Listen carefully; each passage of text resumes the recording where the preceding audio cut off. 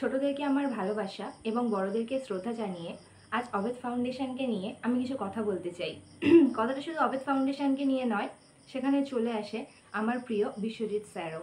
আমি রুবাইয়া পারভিন, ক্যানিংয়ের বাসিন্দা।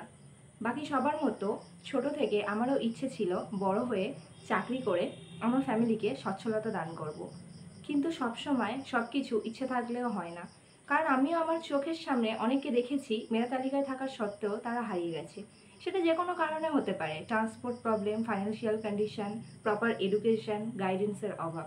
আমারও ভয় ছিল, কারণ এইসব কন্ডিশনগুলোতে আমিও বিলং করছিলাম। তো এইসবের মধ্যে দিয়ে আমি যখন চলছিলাম, ঠিক তখনই 2012 সালে একটা বৃত্তি পরীক্ষার মাধ্যমে অভেদের সাথে আমার যোগাযোগ হয়। আমি তখন ওখান থেকে ফাইন্যান্সিয়াল হেল্প পাই এবং আমাদের সবাইকে একটা ট্যাব দেওয়া হয়, মানে আমরা যে কজন বৃত্তিতে সিলেক্ট হয়েছিলাম। এবং সেই ট্যাবে স্যারের শুরু হয় ডিজিটাল শিক্ষা ব্যবস্থার প্রচার। এবং ওর মধ্যে থেকে আমাদের সেই টাইমে তখন ইংলিশকে নিয়ে যে ভয় পাওয়া বা ইংলিশকে নিয়ে সবার যে আতঙ্ক, সেগুলো অনেকাংশেই চলে যায়, ধরতে গেলে প্রায় চলেই যায়। ইংলিশটা তখন আমাদের সবারই প্রচুর ভালোভাবে রপ্ত হয়ে যায়। এরকম করতে করতে 2018 সালে আমি এইচএস দিই। তারপর স্যারের পরামর্শ নিই এবং কাউন্সিলিংয়ের মাধ্যমে আমি নার্সিং পড়তে চলে যাই। ফাইন্যান্সিয়াল দিক থেকে স্যারের হেল্পের কোনো ত্রুটি ছিল না, বলতে গেলেই অভেদে আমাকে নার্সিং কমপ্লিট করায় 2022 সালে। আফটার পাস আউট আমি 1 ইয়ার অ্যাজ এ ক্লিনিক্যাল ইন্সট্রাক্টর একটা প্রাইভেট কলেজে ছিলাম। তারপর কমিউনিটি হেলথ অফিসারের এক্সাম দিই। ওয়েস্ট বেঙ্গলে আমার 17th র্যাঙ্ক আসে। তারপর আমি as a community health officer আমার বাড়ির কাছেই, আমার পাশের গ্রামেই একটা সুস্বাস্থ্য কেন্দ্রে আমি জয়েন করি। এখন গ্রামের নন কমিউনিকেবল যে ডিজিজগুলো আছে, সেই ডিজিজগুলো নিয়েই আমার মেন কাজ। তো এই যে আমার 2012 সাল থেকে 24 সালে যে জার্নিটা, তার মধ্যে অভেদের অবদান কতটা সেটা নিশ্চয়ই আপনারা এতক্ষণে বুঝতেই পারছেন।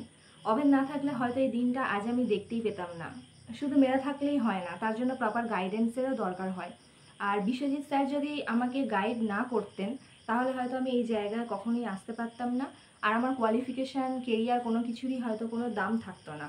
তো সত্যি কথা বলতে আমার লাইফে প্রথম দেখা ভালো মানুষ হচ্ছে বিশ্বজিৎ স্যারই, যিনি মানব সমাজে, মানে মানবতার খাতিরে এতটা এগিয়ে আসে শুধু সমাজের উন্নতির জন্য।